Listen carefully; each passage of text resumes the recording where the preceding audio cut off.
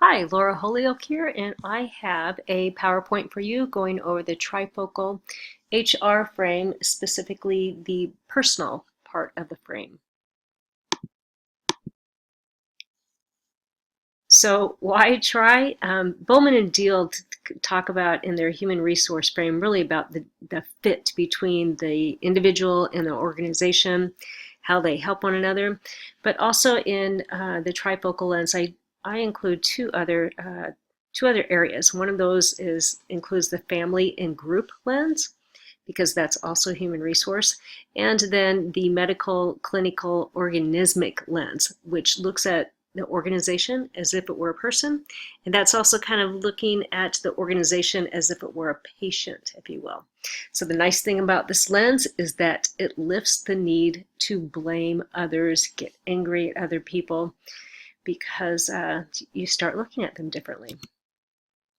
So the backdrop behind the human resource frame is that's built up on theories related to motivation, human development in organizations, personalities of individuals, and the employment contract, that is what people are hired to do.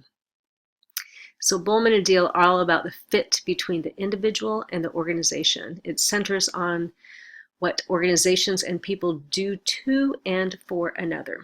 So we're going to talk about that a little bit more in depth here. The personal lens considers the personnel characteristics and their effects on organizations. That is, so but people in organizations all are different ages, and we have baby boomers, we have Generation Xers, we have millennials in the workplace, gender and how people associate with gender, the sexual orientations, people's racial and ethnic background, the occupation that they're in, the career stage, are they entry level, are they getting ready to retire, the employment status, did somebody just get hired or is somebody getting ready to retire, individuals' health status and their history upon that health status. So the idea that somebody may have just had cancer and is recovering from it. And then on top of that, personality and characteristics, that which usually seems to rub us the most about other individuals in our organization. On top of an idea that individuals that we work with and are surrounded by in our organizations, or at any given time, they're making up with somebody, they're breaking up with somebody, they're building up a relationship, they're taking care of their parents, they're taking care of kids, something happened with their teenager that they have to drop everything. Anyway, it's just on and on and on. So just a few things to think about and differences in individuals that we work with. So something that I talk about quite often, and this really gives some language to us to talk about how people are handling and carrying out life. And I also run with a group of individuals that talk about margin. So this is a human margin equation, and it's written by Swenson. And actually Swenson wrote what's called the margin equation. So here's the idea about it. It's a systems equation. It's the idea that we each have resources minus load, and then we have either positive or negative margin with what's left over. So we are all alike in this, and I'm going to go into this a little bit more depth here. Here's the idea that resources that we all have different kinds of skills. We handle our own time differently and have more slack time. Some of us have more or less emotional stamina. We have physical strength. We could have health, financial solvency, certain kinds of social supports, could be education. All of us come with different levels and kinds of resources. Out of that resources, we have load, and load can be external and internal. So internal load are things that we put on ourselves, like personal expectations to get 100% on our papers or 4.0 in our classes. These are invisible, although it preoccupies our mind quite a bit, and sometimes only we know what those internal factors are, and sometimes we have to search a little bit to understand what kind of load that we're putting on ourselves. Then we have external factors that create load in our lives. Work is often an external factor. Our relationship issues and responsibilities that we have in taking care of others can be load. Financial debts that we have, health problems that we have, dogs that we have to walk. So if you can imagine that whatever kind of resources that we have and take away the load, we want to end up with more resources than we do load. And that we want to end up with positive margin in our lives. What happens is if our load becomes greater than our resources over quite a length of times, it's okay, because a lot of times load ends up being more than our resources during certain shorter periods. So some people have experienced this during finals. Some people experience this during holidays. But we need to also kind of back away and either increase our resources or decrease our load. Because what happens if our load remains greater than our resources over time, we go into negative margin. Again, okay for a short period of time, but if we stay in negative margin, one of two things happens. Either we have a fundamental breakdown and all of our load gets taken away and quite a few of our resources, or we choose to fundamentally change how we go about life and how we handle things.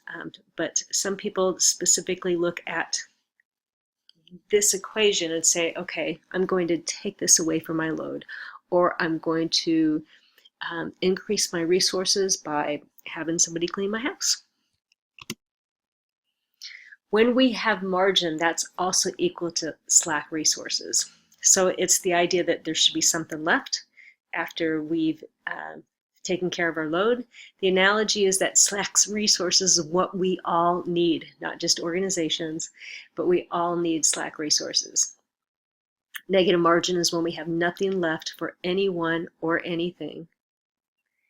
And like I just said, so some kind of collapse will happen, or we voluntarily change fundamentally. So another area that I want to talk about, and I presented this just for my example, is from the personal lens, the Johari window. And Joseph Luft and Harry Ingram came up with the Johari window, and it was about people getting to know themselves better. So this is going to come back, and I'm going to talk about this both in the group lens and the organizational lens. But so the open arena are what we know about ourselves and what we also share with others about ourselves. It may be information about our family. It may be about our knowledge. It's anything that we openly share that everybody kind of knows about us, or people in our groups that we work with know about us. So a blind spot represents this second arena, if you will, or second quadrant. And a blind spot is what others know about us, but we don't know about ourselves. So the idea behind this is if, let's say you learn that somebody's introducing, that somebody's telling somebody else about you.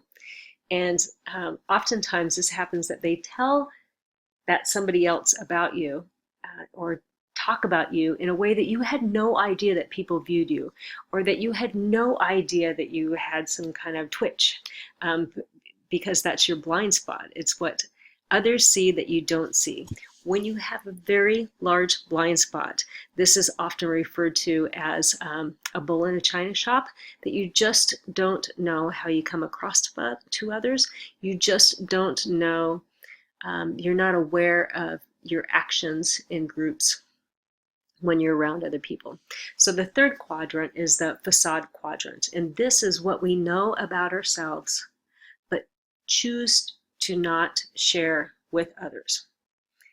It may be secrets that we have, it may be that we don't trust other people, it may be that's just the kind of person that we are. And then finally, the unknown quadrant, the fourth quadrant, are things that maybe we just haven't discovered about ourselves and others haven't helped us discover, if you will. So you can see in this slide that if you look at the dotted lines, we can open up our free area, and we can open up our blind area by soliciting feedback from others that we trust. And we can also go deeper into self-disclosure and exposure of ourselves to, make smaller that hidden area. And then for the fourth unknown area, the more we discover about ourselves and the more we disclose that this is, or the more that we feedback that we solicit, the more that we disclose, that we usually have others, we grow in our self-discovery. So I'm going to talk about this here, this personal, and it's going to come back in a couple of our other, in a couple other places in our lenses. But this is French and Raven's Basis of Power, and they wrote their Basis of Power, I believe, in 1957. I know that Bowman and Deal talk about it.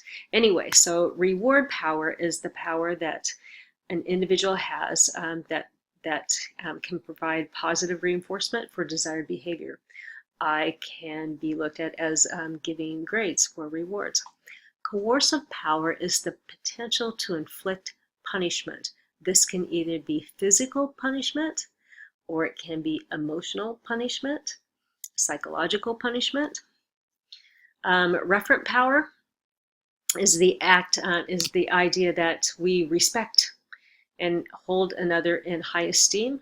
And when that happens, that person has referent power. So often highly charismatic people are thought to have quite a bit of referent power. Expert power is simply by knowing certain information that others don't know. And then legitimate power is also called positional power. It's based upon authority. That so I have, again, legitimate power over students, and my department chair has legitimate power over me. One of the key things to remember about the basis of power is that they are given to other people. So people don't just have this kind of power over us. We choose to give it to them. So some people would argue, well, no, I have to be in this class. No, you don't have to be in this class. You're choosing to be in this class and along with the system that goes along with it. And you choose to stay in a job that you answer to a supervisor. So just something to keep in mind. Okay, so that's the end of the personal part of the HR trifocal lens. I'm going to have 2 more PowerPoints for you that you can watch and listen to.